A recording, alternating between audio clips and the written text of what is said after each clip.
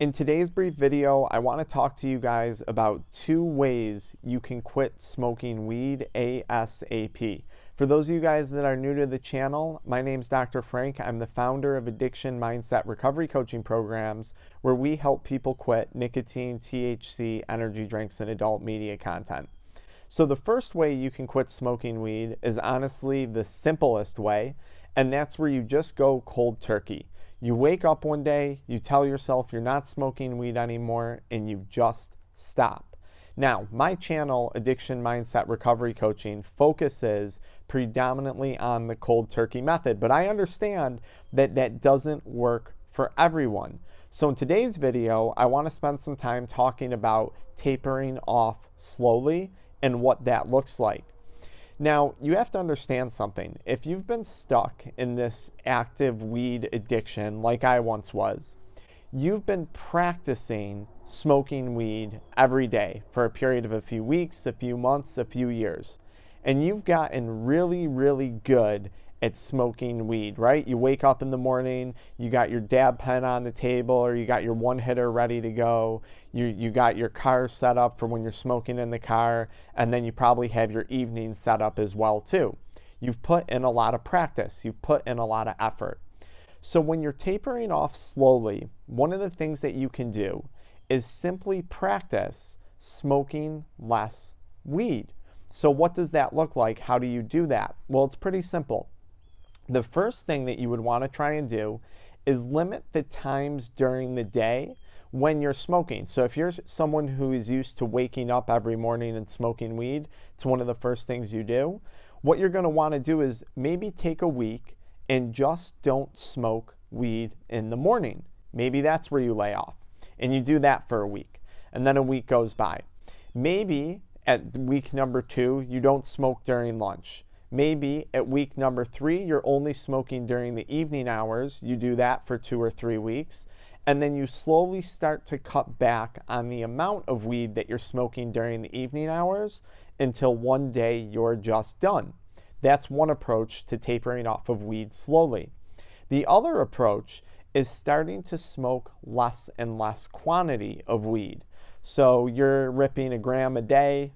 I know no one's smoking a gram a day on here, but let's say that's what you're doing. And now what I would tell you to do is, okay, in the morning, smoke a little less. Maybe smoke a little less at lunch. Maybe start to smoke a little less at night. And you do that for the first week or 2 weeks. And on week number 3, now you stop smoking in the morning, you're smoking less during the afternoon, and you're smoking less during the evening hours. You do that for 2 or 3 weeks. And then eventually you're sober from this substance. And what you're doing here is you're practicing your sobriety. You're practicing your recovery. You get good at what you practice in life. And you have spent a lot of time practicing being really, really prosperous in active addiction. So what I need you to do is start practicing consuming less frequency, and less quantity. However you want to come up with that mixture, that concoction of consuming less is up to you, but I would recommend writing out a finite plan of how you're going to do that, and then make sure that you stick to that plan. Now, there are some downfalls to tapering off of weed slowly, in my opinion. The first downfall becomes, let's say you're only going to smoke at night. You may start to view weed as a reward. So you work all day long, now you're going to go home and reward yourself with weed.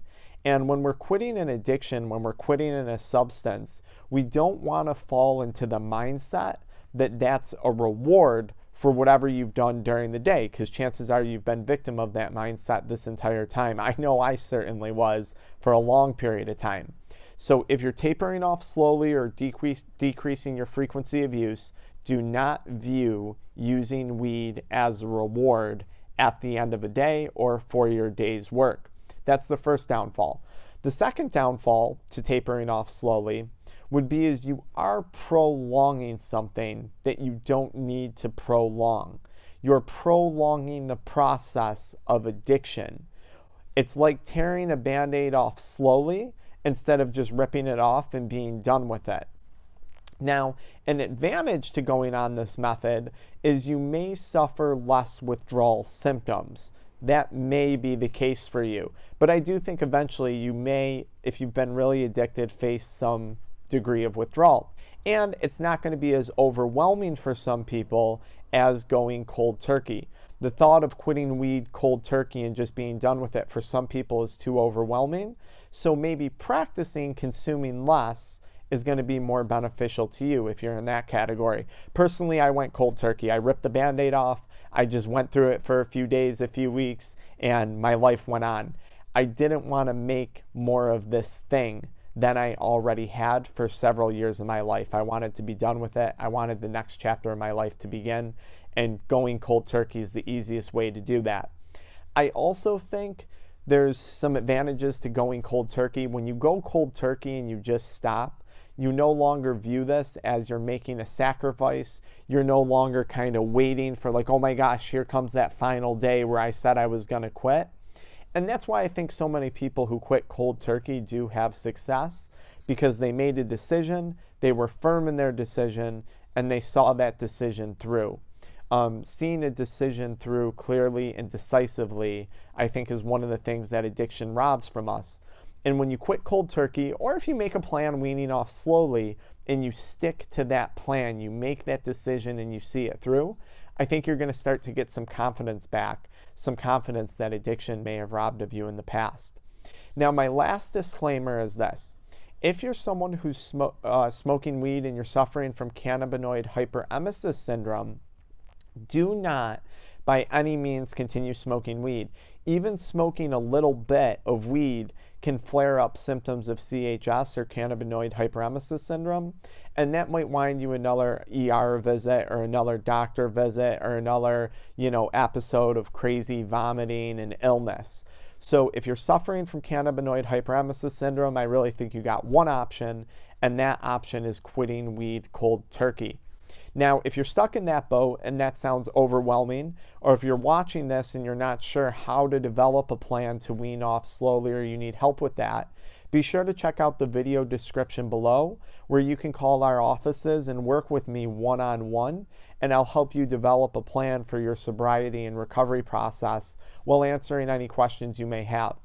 In the description below, I've also provided a free course on helping you quit smoking weed to get you in the right mindset for the process that lies ahead, and to give you that kind of head start, hopefully making it a little less of a struggle for you.